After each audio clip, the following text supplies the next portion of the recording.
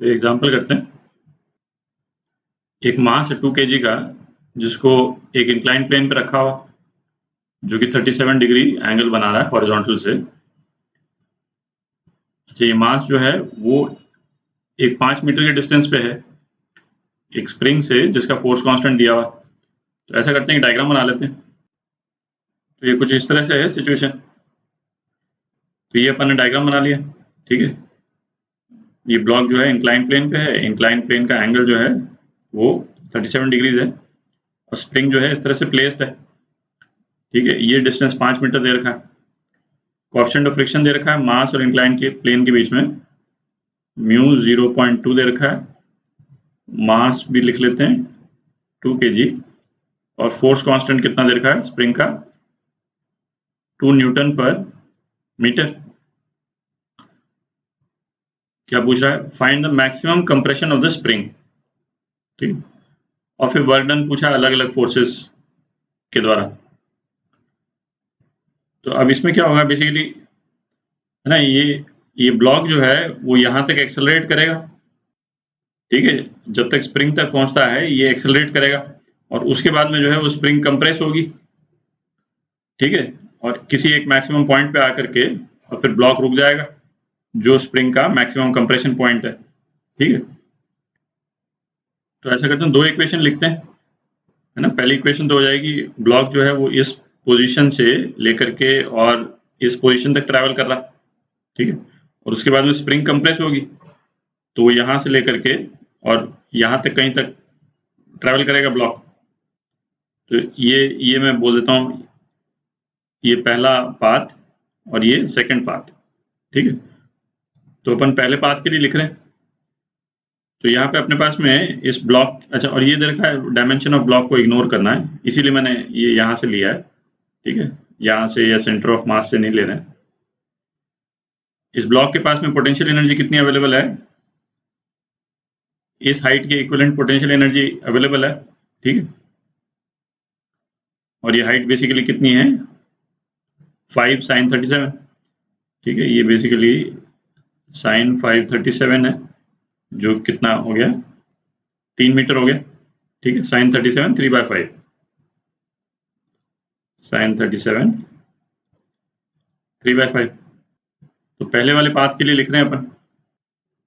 तो इसके पास जो पोटेंशियल एनर्जी जो अवेलेबल है ब्लॉक के पास में, वो किस किस में कन्वर्ट हो जाएगी?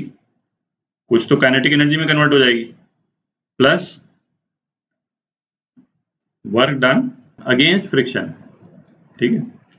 फ्रिक्शनल फोर्स के अगेंस्ट में जो वर्क करना पड़ेगा, ठीक है, उसमें कन्वर्ट हो जाएगी। तो ये कितना हो गया?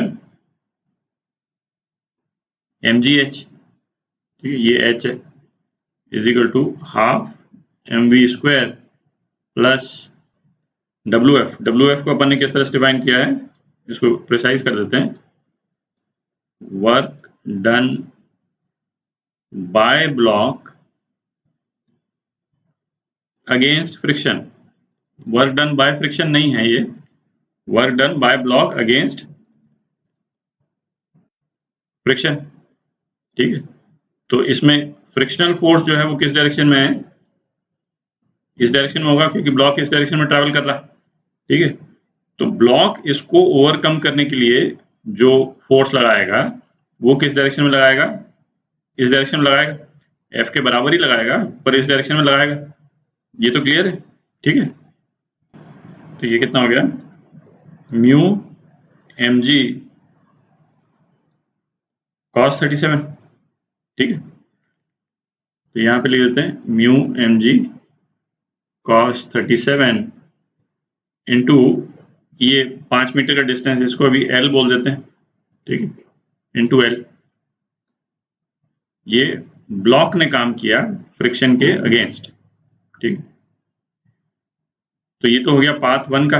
अब पाथ 2, ब्लॉक यहाँ पहुंच गया, तो अब इसके पास में दो एनर्जीज हैं खर्च करने के लिए।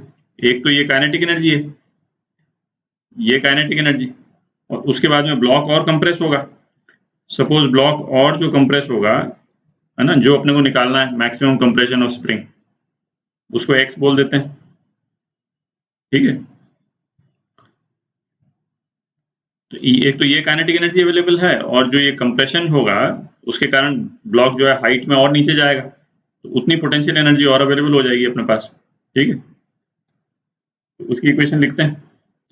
तो जो एनर्जीज अवेलेबल हैं अपने पास में कौन कौन सी हो गई, एक तो हाफ mv², यही वाला हाफ mv² एग्जैक्टली, प्लस ये पोटेंशियल एनर्जी जो अवेलेबल होगी x डिस्टेंस के कारण, तो ये कितना हो गया mg x sin 37। ठीक है, और ये किसके बराबर हो जाएगा, एक तो फ्रिक्शन के अगेंस्ट में वर्क करेगा ब्लॉक। ठीक है, तो mu m g, same logic जो ऊपर यहाँ पे लगाया अपन ने, cos 37 इंटू एक्स। ठीक है, एक्स डिस्टेंस के लिए ब्लॉक जा रहा है, और प्लस इसको स्प्रिंग को कंप्रेस करेगा। ठीक है, तो बेसिकली स्प्रिंग की पोटेंशियल एनर्जी में कन्वर्ट हो जाएगी ये एनर्जी। तो स्प्रिंग की पोटेंशियल एनर्जी कितनी होती थी, हाफ के x²। ठीक है, तो ये दूसरी इक्वेशन हो गई, ये पहली इक्वेशन, ये दूसरी इक्वेशन। तो अब ऐसा करते हैं, फर्स्ट इक्वेशन से हाफ mv² की वैल्यू निकाल लेते हैं, फिर उसको इक्वेशन 2 में डाल देंगे। तो फर्स्ट इक्वेशन देख रहे हैं अपन, है ना, mgh कितना हो गया 20 इंटू h 3 मीटर। ठीक, is equal to half mv² plus 0.2 into 20 into 4/5 into l कितना है 5 मीटर। ठीक है, तो हाफ mv² कितना आ गया 44 आ गया। थोड़ी जगह बना लेते हैं, तो हाफ mv² की वैल्यू इक्वेशन 2 में डाल देते हैं, कितना 44 plus 20 into 3/5x is equal to 0.2 into 20 into 4/5x plus 1/2 into k की वैल्यू 2 है, इंटू x²। ठीक, ये कितना हुआ, तो ये क्वाड्रेटिक इक्वेशन बन जाती। ठीक है, x² माइनस 8.8x माइनस, ये माइनस है, माइनस 44 इज इक्वल टू 0। ठीक, तो ये क्वाड्रेटिक इक्वेशन बन गई। इसको हम सॉल्व कर लेते हैं, तो एक तो नेगेटिव नंबर आता है। ठीक है, तो उसको तो अपने इग्नोर कर देंगे, और जो पॉजिटिव नंबर है वो इतना आता है ना, 12.4 मीटर आता है। ठीक है, तो ये आपका आंसर। स्प्रिंग का मैक्सिमम कंप्रेशन जो है वो कितना आ गया अपना 12.4 मीटर आ गया। ठीक है, अभी बाकी पार्ट करते हैं, पार्ट बी कर रहे हैं, work done by force of friction. अब हम क्या पूछ रहे हैं, work done by force of friction. Force of friction का डायरेक्शन क्या है, ये डायरेक्शन है, और फोर्स ऑफ फ्रिक्शन है कितना, म्यू mg cos थीटा, है ना, basically mu into normal force ना, ये तो अपन देख चुके हैं कई बार। तो ये कितना हो गया 0.2 इंटू 20 इंटू cos 20, कितना हुआ 3.2 न्यूटन। ठीक है, तो इस केस में जो फोर्स ऑफ फ्रिक्शन है, ठीक है, और ये जो ब्लॉक मूव कर रहा है, इसको डी बोल देते हैं, तो उनके बीच में एंगल कितना है 180 डिग्रीज का एंगल है। ठीक है, तो work done by force of friction, ये कितना हो जाएगा, force of friction dot d is equal to f d cos 180। तो कितना हो गया minus 3.2 into d, total d कितना हो गया 5 प्लस 12.4, तो ये आ गया आपका, ये आ गया माइनस 55.68 न्यूटन। ठीक है, बी का सेकंड पार्ट करते हैं, work done by gravitational force. तो ग्रेविटेशनल फोर्स mg किस डायरेक्शन में है, ये इस डायरेक्शन में, और ब्लॉक किस डायरेक्शन में मूव कर रहा है, स्लोप के अलोंग, ठीक है, इस डायरेक्शन में मूव कर रहा है। अच्छा, ये एंगल कितना हो जाएगा,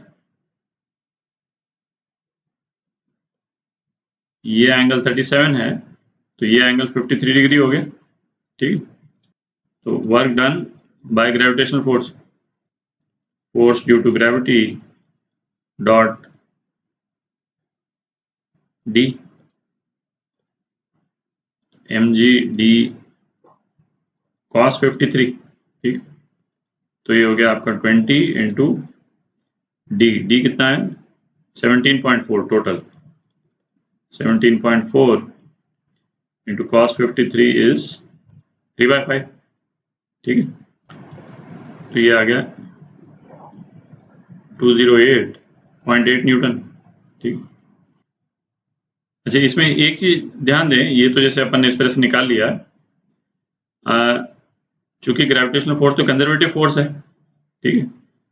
तो कंजर्वेटिव फोर्स है तो हमको यहां से इस पॉइंट तक पहुंचना है ना।